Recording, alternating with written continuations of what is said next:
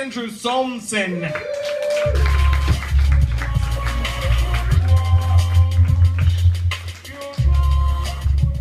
Thank you, Baron. Thank you, everybody. Yeah, the beard is actually a relatively recent addition. I grew it around this time last year because I thought if I was going to look like Santa Claus from the neck down, I might as well finish the job. I mentioned it, I am a fat motherfucker. That's all me. I had to buy a car the other day, and I found out exactly how fat I am. Because it turns out that I'm fat enough that there are cars I fit in and cars I don't. And the cars I don't fit in are American and German. And the cars I do fit in are Japanese. Which means, however fat the Japanese people think Americans are, I'm exactly that fat. Somewhere in Hokkaido, there is a factory with a picture of me on the wall and a foreman saying, "Build it that big." I am a fat man in Los Angeles, and I have friends who make television, which means that I get interesting phone calls from casting directors sounding embarrassed. What I've taken to saying is just, do I have to wear a diaper? And if they say no, I'm in. And one of those phone calls wound up with me the other day on a show called Rad Girls. And I don't know if you've ever heard of it, but it was sort of like a Jackass for girls. It was these three very nice girls from Santa Cruz who decided that their path to fame and fortune led through making each other throw up a lot. And the first time I ever saw the show, they sent me a clip or something, was they were doing a gag where they put bikini wax on one of the girls, and the strips on the bumper of a car brought them together and then drove them apart. And yeah, that's the show I was on. And I did two things for them. The first thing was, I don't know if you've ever heard of that thing where you eat sushi off a not well-dressed lady. I was the not well-dressed lady. I was lying on the floor in tighty whities, not quite a diaper, and the girls ate sushi off of me, and they put soy sauce in my navel. That didn't really hurt. What really hurt was the wasabi, and then I had to mud wrestle two of the girls, which was entertaining in its own weird way. They weren't gonna get me down legitimately, so at one point I had one of them over my shoulder and the other one I was kind of Heismaning,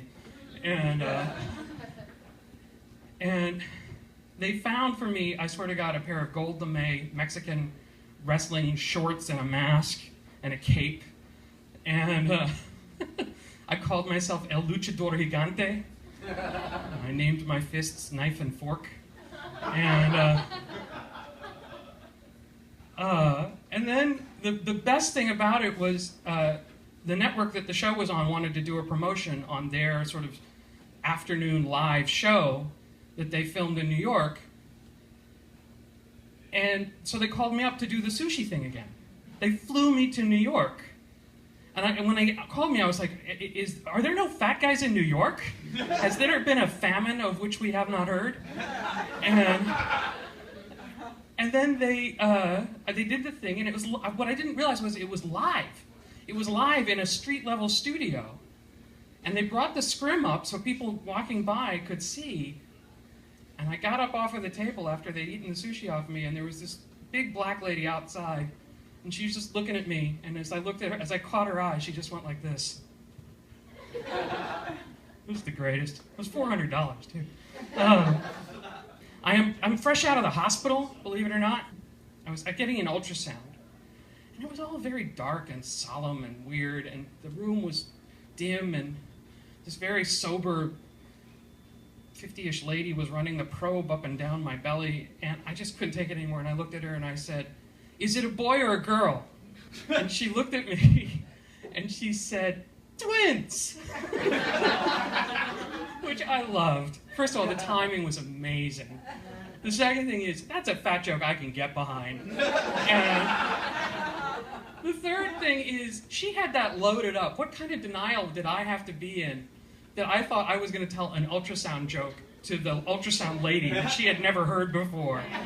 It's so great. And then the other thing that happened was I met a girl. I was at the hospital, and there was this nurse that came in to take care of me the last day I was there, and we formed this deep and immediate emotional connection. I don't know how else to put it. And when I was leaving the hospital that day, I looked at her and I said, you know, I never do this, and especially given these circumstances, but I really want your phone number.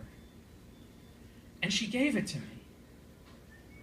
And I was sick and unhappy when I left that hospital, but I felt 10 feet tall and covered with hair because I got her number. Do you understand? That's one of the great romantic victories of my life, was asking her for her number and getting it. Because I was in a gown. I hadn't showered in 3 days. I know for a fact that woman saw my junk. And I got her number. And then we got talking, and we're Facebook friends now, and I think she's gay. It's okay. I've had experiences like that before. I grew up in Washington, D.C., and for a long time I lived next door to the Cheneys. As a child, I played with Dick Cheney's gay daughter. And I'd like to think I had something to do with that.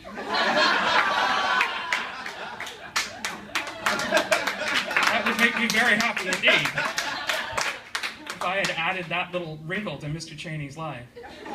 Thanks very much.